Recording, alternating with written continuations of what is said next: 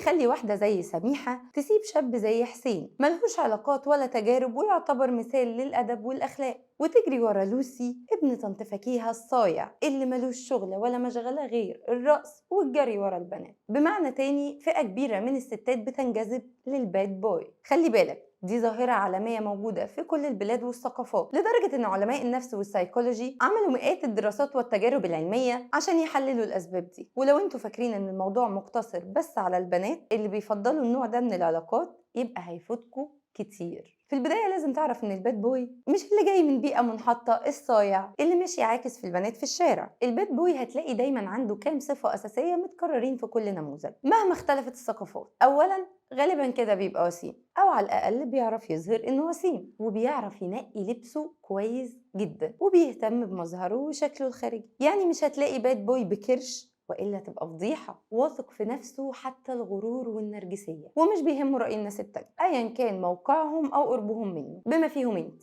وده هتلاحظيه في الاستهتار لما بتحاولي تنبهيه لحاجة غلط عملها معاكي. هتلاقيه طول الوقت بيشكر في نفسه وقد ايه هو هدية الإله لينا، وأي بنت ليها الشرف إنه تكرم وارتبط بيها وفضلها على كتير من البنات اللي بتسعى للفوز بيه. الباد بوي دايما معيشك في توتر إنك ممكن في لحظة تفقديه، وهتلاقيه طول الوقت بيحكيلك عن البنات اللي بتتحدف عليه وهو بيترفع عنهم عشانك. وعلى فكرة، ده ممكن يكون فعلا بيحصل لأنه فعلا بيكون جذاب لدرجة العذاب، لكن هو بيقولها لك عشان تفضلي حاسة بالنعمة اللي انت فيها، فيضمن بكده خضوعك ليه. كل ده بيعمله بذكاء حاد عشان يوصل لك الفكرة دي بدون أي إشارة مباشرة، تجنبا إنك تمسكي عليه حاجة. يعني متسلط، ويا ويلك لو طلب منك حاجة ورفضتيها، هيعاقبك وهيفضل يتقل ويبعد عنك لحد ما تتعسري فتجيله خضع، زي القط اللي بيحب خناق. متحدث بارع وبيعرف يجذب كل اللي حواليه ايا كان جنسهم او عمرهم، وبيتمتع بقبول غير اعتيادي بيساعده في اختراق قلوب الناس التانية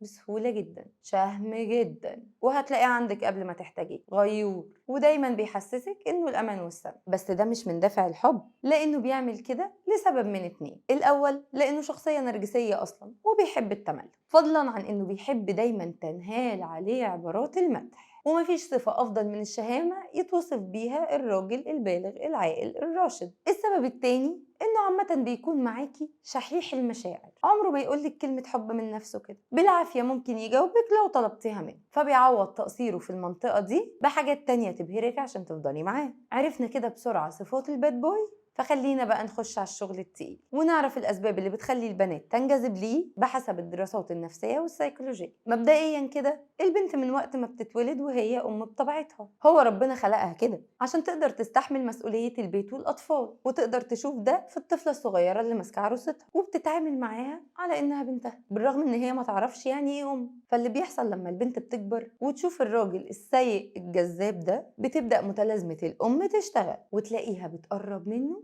وحاطاه في دماغها، وإن هي تكون سبب في إصلاحه وهدايته، وإن هي قادرة على إصلاح ما أفسده الزمن. لازم تتخلي عن دورك كمركز تأهيل، وإنك من بكرة هتصحيه يصلي الفجر ويبطل سجاير، لأن ده نوع صعب جدا في إصلاحه، فضلا إنه مش بتاع جواز أصلا. السبب التاني، إن البنت عادة في مجتمعنا العربي بتلاقيها مقفول عليها، وخروجها وتعاملها مع الناس بيكون محدود جدا، فبيجي بقى الباد بوي اللي هو مغامر بطبعه يبهرها بنمط حياته ومغامراته والعالم بتاعه اللي مليان بالإثارة، فتبتدي انت بقى تنبهري بالحاجات دي اللي أول مرة تعرفي إن هي موجودة في الحياة أصلا، وتعيشي معاه في عالمه اللي انت ما تعرفيهوش. وهو من ناحيته فهو هيعيشك المغامرات دي فعلا أكنك جواها، لأن انت نفسك مغامرة منهم مصيرها تنتهي، بعكس الراجل الصالح اللي حياته بالنسبة لك بتكون مملة وروتينية، وهو نفسه شخصية هادية كده في نفسه. تالت حاجة بقى ودي المهمة، إن الباد بوي تحدي، بمعنى إن في بنات عايزة تحط في سيرتها الذاتية ومسيرتها العاطفية إن هي ارتبطت